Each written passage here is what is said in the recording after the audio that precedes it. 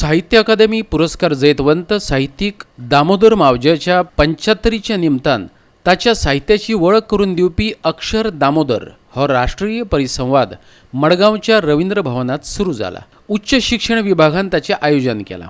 उक्तावणाच्या सुवाळ्यात अशोक वाजपेयी उलयतालो. माचेर दामोदर मावजो आणि उच्च शिक्षण संचालनालयाचो संचालक प्रसाद लोलयेकारे हजर आशिल्ले. दिवली पेटोवन कार्यावळीक आरंभ जालो. साहित्यीक जग निर्माण करता आणि हे व्हड व्यापक जग लोकां खातीर फाटी सोडून वता अशें वाजपेयीन फुडें म्हटलें. I have been going around the country in case of classical musicians. In fact, my daughter used to tease me and used to say, "दाऊ बहुत दिनों से पुणे नहीं गए हो, कोई संगीतकार 75 का नहीं हुआ?" Because I started going to Pune from Bhimsen Joshi turning 75, and Mallikarjun turning 75, and Ramnarayan turning 75, etc. So here I am. Mr. Mozo turned 75. I am in my 80th year. So the job is to, of course, greet him, salute him. But I also salute him as a writer of creativity, courage, and conscience. Writers in India hardly matter if you see the climate in the 5-6 years. Sometimes one of them is chosen for attack. In that case also, Mr. Mozo has been chosen to be given a death threat, and that he had to be provided security. So these are times when there is a widespread cowardice. Also among writers, incidentally, it is not merely among the citizens. There is a complicity in an ethos of murder, and violence, and killing, and lynching. There is a growing regime of lies.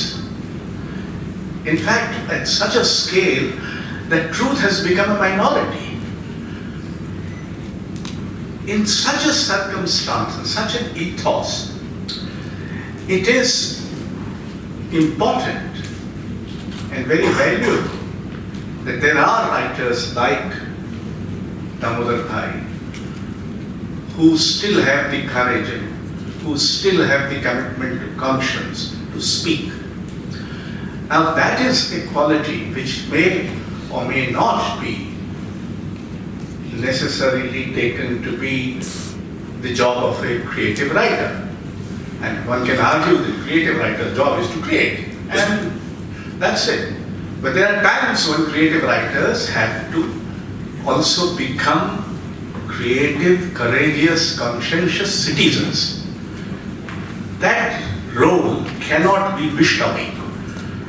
And I must say that I come here also, therefore, to salute Damodar Mozo for that reason, to be in comrade in arms with those who have chosen to raise their voice, those who have chosen to be on the other side, being sort of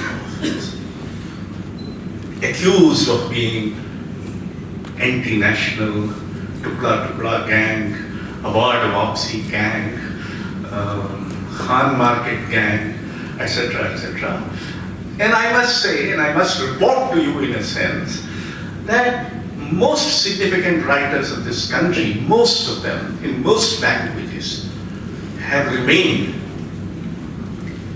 in camaraderie with courage and conscience rather than the other way around. And this is a hugely satisfying thing for those of us who have been aging somewhat, watching things turning into very sad aspects. Now, writers have been, poets have been described, but that would apply to writers as well. Rilke said, poets are bees of the invisible. They pluck up the invisible and bring to you. The writers also do the same thing. Pasternak famously said, writers are envoys of eternity held hostage by time. So there you are. You have our own Mukti Bodh in Hindi who said, writers are Atma ka Guptachar. They are the spies of the soul. It is Octavio Paz who said, writers write the other history. If you take all this together, I think one can say that Damodar Mauzo would both be a bee plucking in the invisible, be an envoy of eternity, be a spy of the soul, and above all, be a satyagrahi. That's remember the much abused word satyagraha in the 150th year of Mahatma Gandhi, that the job of a writer is to be, in a manner of speaking, eternally on satyagraha. Because truth is not easily acceptable in any society, much less in what we are between now. Now, it is an amazing career for a writer, born a Saraswat Brahmin, but writes about Catholic people. What a sin! Not from the side of the Christians, but mainly from the side of the Hindus, whatever those are. And he writes about a tsunami in Tamil Nadu. He writes about the ayahs in Middle East, the Gulf. Now this is what a writer does. He is not limited by his circumstances, by his geography, by his location. It is through imagination and empathy that he creates a much larger world than he inherits, and leaves a larger world behind than he got himself. Got the Sahitya Academy Award in '83, I got in '94, 11 years after, although I am 5 years his senior, which already indicates that he is a far superior writer than me. And they gave me, when they ran short of outstanding writers, but they gave him when there were still many outstanding writers around, including him. And I've already said that I have been in education. I've been an administrator, as you know. No mean tribute. But I was also director of higher education. I also looked after Ravindra Bhavan. And I also, since I was vice chancellor of a non-existent university, I had something to do with the principals. I never thought that the three of them will come together in any case. Because our sense of identity comes from our exclusive arrogance. And that, so the Ravindra Bhavan did not cooperate with Directorate of Higher Education, and three of them coming to celebrate a writer?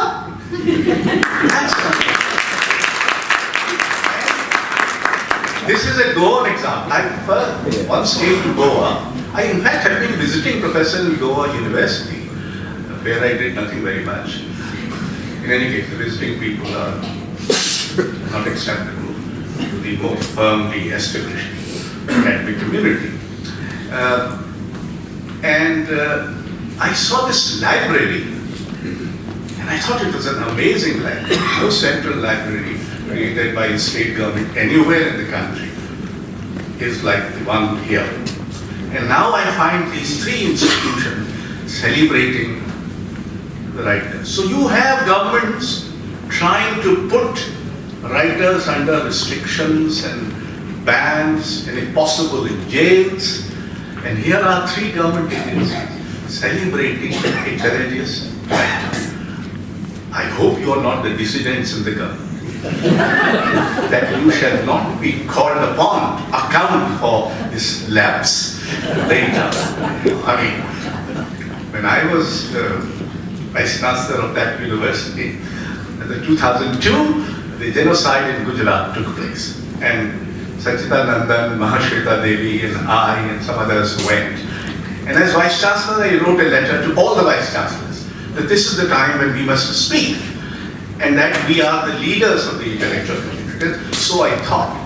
I realized that I was not, neither were they. But anyway, that was the pretension. And I wrote to them, and no one replied. I got a letter from the ministry, however, asking me to explain, and in the usual official parlance, it was written, a letter purported to be written by you. Please explain. So I said, no, it is not purported to be written by me. It is indeed written by me. And I think the Vice Chancellors are not government employees, so the so-called rules of conduct do not apply to them. Vice Chancellors are independent people, and they're independent, and they have every right to express their opinion on anything. And they are not sort of in any way restrained by any. And I also reminded the then Minister for Human Resource Development that he himself was a professor of physics in Allahabad University and was also holding the job of the chairman of the BJP. And this had never been objected to. Not on that ground. I mean, there might have been other objections. Of course, no reply came. My term also came happily to an end. So that's the matter got resolved in some sense. So, congratulations for organizing this. And I thought maybe I use this occasion because you have so many of us, so many of you there, victims of my mind for a while. So I think one of the lessons one can learn from literature like Mauzo's is that literature is not a matter of received truth or wisdom. In fact, I have been saying for a long while now in Hindi कि कविता तो आधा सच होती है, पूरा सच वो तभी होती है जब पढ़ने वाला या उसको सुनने वाला या कोई रसिक उसमें थोड़ा सा अपना सच मिलाता है, तब जाके वो पूरा सच होती है। और कविता का एक सच नहीं होता, क्योंकि 17 लोग अलग अलग सच मिलाएंगे तो 17 सच होंगे। That's why a poem can have, there is a very famous poem of Wallace Stevens, you remember, 13 ways of looking at a black bird. And there are 13 ways of looking at a black bird. There must be 1300 ways of looking at man and his world and his earth and what you have. The second point I will say, that literature celebrates life. Once there was a lit fest, these lit fests are quite a pest in fact. But once in a while you go because you don't want to lose entirely popularity, Lucknow lit fest. And it was a very strange lit fest. The inaugural session was later and poetry reading was before. Poets have to be disposed of in the unnecessary verbiage. So it goes off. And then, although I was not scheduled to to be part of the inaugural ceremony, unlike here, they say, no, sir, please join us. And there were these luminaries, Muzaffar Ali and Shobha Day, filmmaker, and Shobha Day, and some other local Lucknow celebrity whom I did not know. And they say, you have to speak for 1 minute, everybody. Now, when my turn came, this is what I said. And I said, literature celebrates life all the time. Sometime, life should also celebrate literature. After all, why is it given to us to celebrate you? Why isn't your reciprocal response that you should also celebrate us, and festivals are supposed to be celebration. But what does literature celebrate apart from? Literature celebrates plurality, plurality of existence, plurality of visions, of viewpoints, of objects, of nature, of life, of relationships, etc. And therein lies the real value of literature, because it makes you realize again and again that there is nothing. In any case, in India, I have been saying it for a long time, there is nothing Ekvachan in India. Everything is Bahuvachan.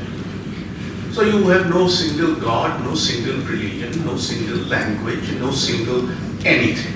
Even if no single parties. I mean, all Congress divided into three. I'm waiting for the BJP to divide. But I mean, all kinds of parties have been divided. I don't know how many Congresses there are, how many Janata Dals there are, how many Communist parties there are. So everything has to be plural.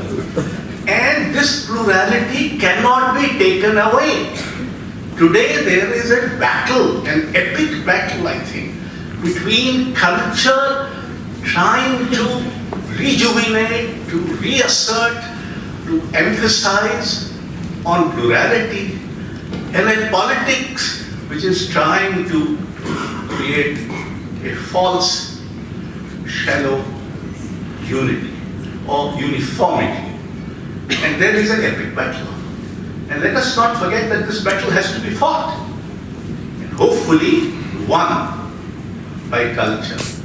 But even if it is lost, we would not be accused of having sitting silently and not engaged in the battle on the right side, which is of course the left side.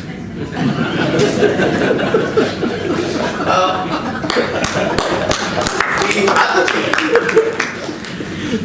is literature demolishes a few concepts, if you like. And this is what the Latin American writer who got the Nobel Prize, Margot Rousseau, he said in his Nobel speech, and I have picked it up from there.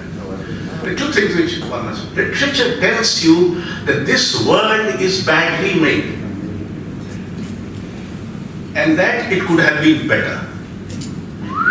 In other words, what is given to you is not necessarily the only thing possible.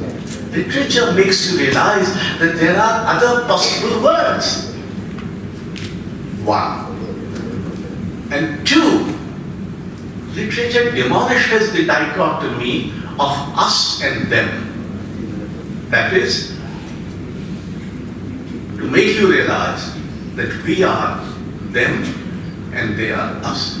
That there is really no difference. Otherwise, why do we read classics of Russian classic, Dostoevsky and Leo Tolstoy, whose names are so many that you find it very difficult and you have to keep some kind of a pet to remember it is the same character whose name it is, etc., etc. What a labor of...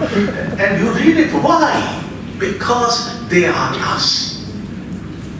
And this is a message that literature must emphasize in our times all the more, because there's a massive othering going on.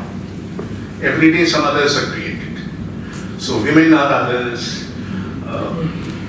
Adivasis are others, Muslims are others, Christians are others,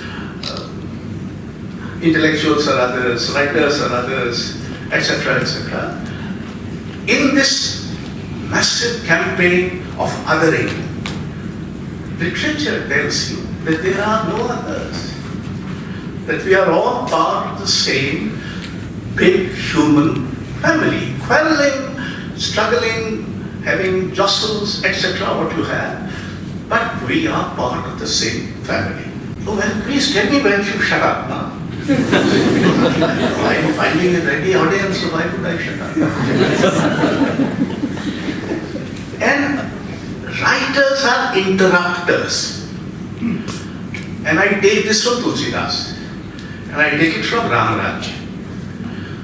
when Ram has come to Ayodhya and his kingdom has been secured, then he addresses the citizens of Ayodhya.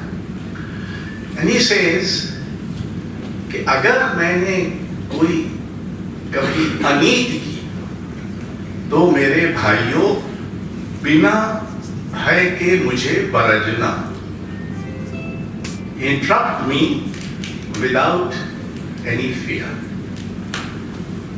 So although there's a lot of fear being created, in fact a huge fear psychosis is being created, writers still have to interrupt.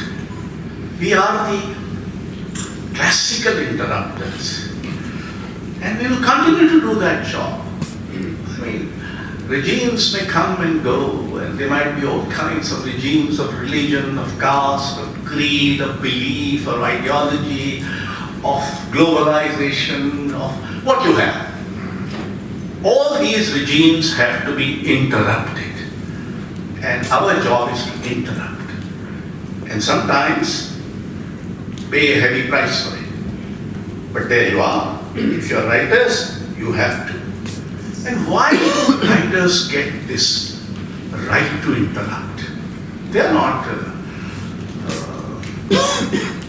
genetically ordained to be the interrupters. They interrupt, they doubt, they question, because before doing this to others, they do this to themselves. Writers of those animals, if you like, or perhaps a better word, beings, who, while stating the truth as it appears to them, also raise a reasonable doubt whether this is truth or not. That's why they are writers, because they can question themselves. If I can question myself, I have the right to question it. But if I can't write and question myself, I don't have the moral right to do so. And writers have got between all kinds of, shall we say,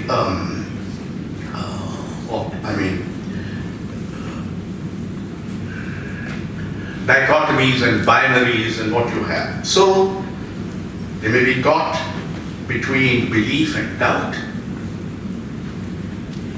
They may be caught between between reality and imagination. They may be caught between hope and despair. They may be caught between experience and innocence. They may be caught between knowledge and mystery. They may be caught between ideas and feelings. And they may also be caught between order and chaos. I remember having read a book on moderns, Yeats, etc., which is called Connoisseurs of Chaos. In some ways, writers follow Gandhiji even if they do not know much of him, many of them. They follow Gandhiji in the sense that he was the arch anarchist. There's a book on him written by an Iranian philosopher friend of mine called The Disobedient Indian. And the writers are followers of this. They are disobedient Indians. They are anarchists. If you ask me what kind of a government you want, I may not be able to answer you.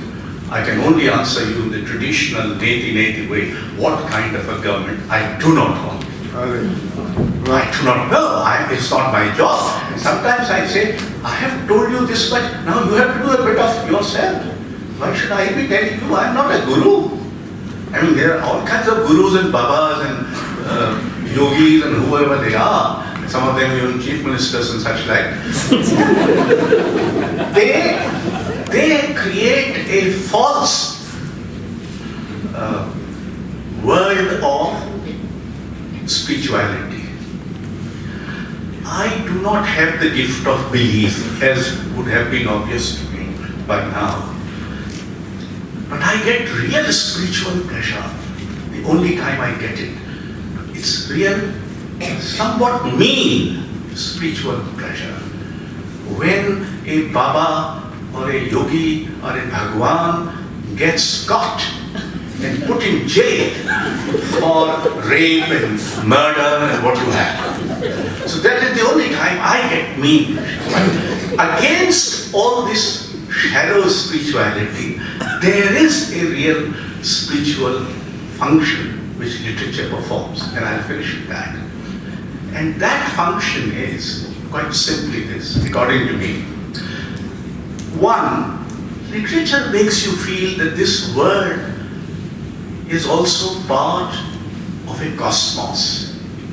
That this world is not merely you and me and nature and Ravindra Bhavan and the roads and the metros and what you have. They are also there, but there are objects, there are birds, and there are butterflies, and there are all kinds of reptiles, and there is fire in the stomach of the sea. All this is part of cosmos. And literature makes you realize, one, that you are part, not merely of this world, but you are also part of the cosmos. Two, because of this cosmic kind of awareness, it makes you feel that in this cosmos, everything is related to everything else, which is simple, but the more complex thing is that everything is responsible for everything else, which is where the spiritual comes. So the mountains and the rivers and the birds and the animals are all responsible for Homo sapiens. And I think they have been fulfilling their responsibility rather well. It is the Homo sapiens, on the other hand, who do not seem to fulfill their responsibility towards rivers and forests and birds and animals and what you have. In fact, their neighbors, much less talk of these cosmic neighbors. And that creates a place for literature. This is the spirituality of literature. It makes you think, when you are looking at a table, you think you are looking at the table. Literature makes you feel the table is also looking at you. So there is a life given by literature. Literature gives name to all kinds of anonymous things which exist in the world around, and while giving them name, you give them a certain life. The job of literature is to save life, to feel life, and to give life. I'm sure that writers like my friend Damodar Mozo are doing exactly that job, and that this is a job which no others can do. I am reminded of a Peshawar. I met him in Lahore. There was a poet from Peshawar. You see, I throw in between a few, so that you realize that I am a well-traveled man. And I quote this, that, and the other, to impress upon you that I am a well-read man. And what I am saying is born out of deep knowledge and wisdom, etc., which of course is very dubious. But the fact remains that that fellow read a poem. It says, speaking of shires, of poets, he said, "Hum thode thode hain, hum kam kam hote hain." We are very few. We happen. So there we are. हम थोड़े थोड़े हैं, हम कम कम होते हैं, और आपने हमको अवसर दिया, इसलिए आभार।